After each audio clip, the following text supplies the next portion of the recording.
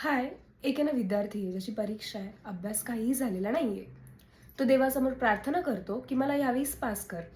Result येतो, pass तो झालेला आहे. मग गुरुजी त्याला विचारतात की आता तू देवाकडे काय मागणार आहेस?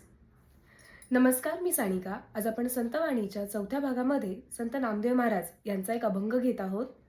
त्यांनी असं लिहिलंय, अकल्प आयुष्य व्हावे तया कुळा, माझी या सकळा हरीच्या दासा. म्हणजे दीर्घायुष्य लागू दे कोणाला?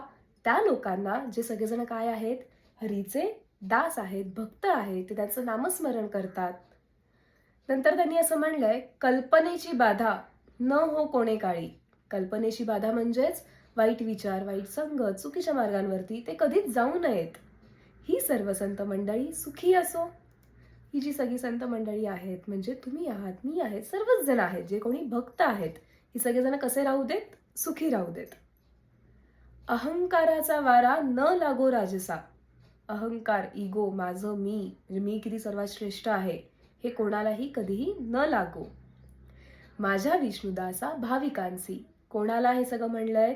माझे विष्णूचे जे भक्त आहेत त्यांना, म्हणजे नामदेव महाराज आपल्या सगळ्यांना त्यांचं असं म्हणतात. शेवटची ओळ, नामा म्हणे तया असावे कल्याण.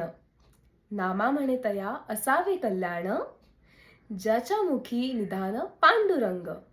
ज्याच्या मुखात पांडुरंगाचं नामस्मरण आहे त्याचं काय हो? कल्याण हो. आपली ती मागाशी स्टोरी. गुरुजींनी प्रश्न विचारलेला की आता तू काय मागशील? तेव्हा तो मुलगा म्हणतो की मी नेक्स्ट टाइम चांगला पास होऊ दे किंवा अशीच माझी प्रगती होत राहू दे, मी असं मागेल. गुरुजी त्याला सांगतात की तुझा जो मित्र आहे तो आता नापास झालाय, फेल झालाय. मग जर का तू देवाकडे की त्याला तू पास कर असं मागितलं तर काय होईल? मग तो मुलगा ज्यावेळेस त्याच्या मित्रासाठी मागेल तेव्हा त्याचे फक्त पेपरवरचे मार्क्स नाही वाढणार आहेत, तर ॲक्च्युअलमध्ये त्याच्या आतमधले जे गुण आहेत ते वाढतील. आता गुण आणि मार्क्स ह्याच्यामध्ये फरक आहे इथे. शेवटी मी एवढंच म्हणेल की फक्त मला दे असं मागण्यापेक्षा सर्वांना मिळू दे किंवा सर्वांचं भलं हो असं जर का तुम्ही केलं, तर तीच विठ्ठलासाठी, विष्णूंसाठी केलेली सर्वात मोठी काय असेल? भक्ती असेल. रामकृष्ण हरी.